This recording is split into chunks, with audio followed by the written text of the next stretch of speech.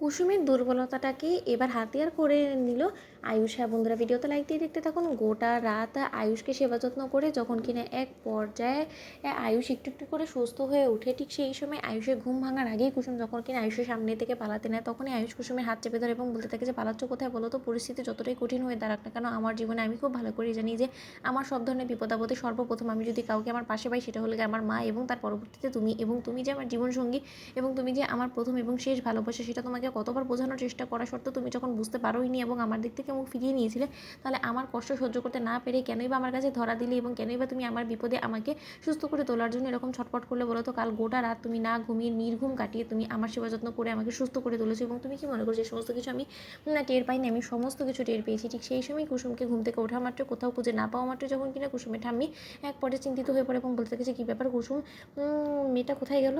এই সাত সকালবেলা তো কোনো মতেই বাড়ি থেকে বের হওয়ার মতন মেয়ে নয়, এবং বাড়ির সদর দরজা তো দেখছি লাগানো, তাহলে মেয়েটা গেল তো গেল কত, নিশ্চয়ই বাড়ির মধ্যেই আছে। ঠিক সেই সময় ওর ঠাম্মি যখন কিনা লুকিয়ে লুকিয়ে অবশেষে দেখতে পাই যে সেই রাজমিস্ত্রি সেই রাজার কাছে গিয়ে কুসুম পড়ে রয়েছে। ঠিক সেই সময় ওর ঠাম্মি বলতে থাকে যে সর্বনাশ করেছে এই মেয়ে, আবার কোনো মতেই রাজমিস্ত্রি প্রেমে ঠেমে তো পড়ে জানি না, তবে এই রাজমিস্ত্রির ঘরে কী করছে এই কুসুম?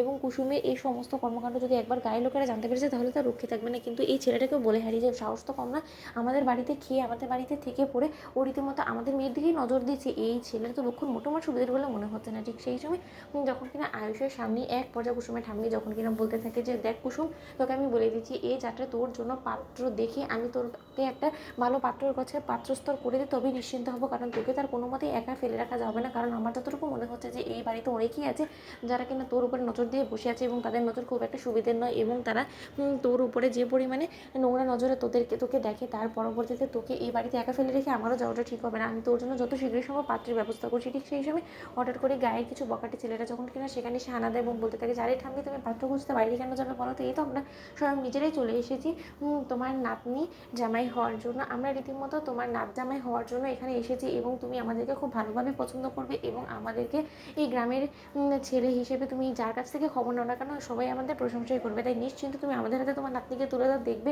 তোমার নাতনিকে আমরা কী পরিমাণে সুখী করি। ঠিক সেই সময় আয়ুষ যখন কিনা বলতে থাকে যে তোমরা কারা বলো তো এরকম অসভ্যের মতন হঠাৎ করে বাড়ির ভিতরে ঢুকে পড়লে। ঠিক সেই সময় সেই বকাটা ছেলেরা যখন বলতে থাকে সেই কৈফিয়তকে তোরে দেবো রে, কারণ তুই তো এখানে এসেছিস সে রাজমিস্ত্রি হয়ে কাজ করার জন্য, তাহলে গাদার খাটুনি কেটে পয়সা নিয়ে এখান থেকে চলে যাবি। তার সত্ত্বেও তুই আমাদের বাড়ির মেয়ের সঙ্গে এতটা কাছাকাছি কী করছিস বলতো, আমাদের গায়ের মেয়েকে আমাদের হাতে ছেড়ে দে। ঠিক সেই সময় কুসুমের ঠাম্মি যখন কিনা বলতে থাকে যে আমার নাতনিকে এত কষ্ট করে বড় করে এত কষ্ট করে মানুষ করে আমরা রীতিমতো তোমাদের মতন একটা বকাটে ছেলের হাতে তুলে দেবো, সেটা তুমি ভাবলে কী করে বলো তো, তোমাদের সাহস তো কম না। ঠিক সেই সময় তারা বলতে থাকে যে প্রয়োজনে তুলে নিয়ে যাবো, কিন্তু তোকেই বিয়ে করবো। তো বন্ধুরা লাইক কমেন্ট শেয়ার করো, সাবস্ক্রাইব করো।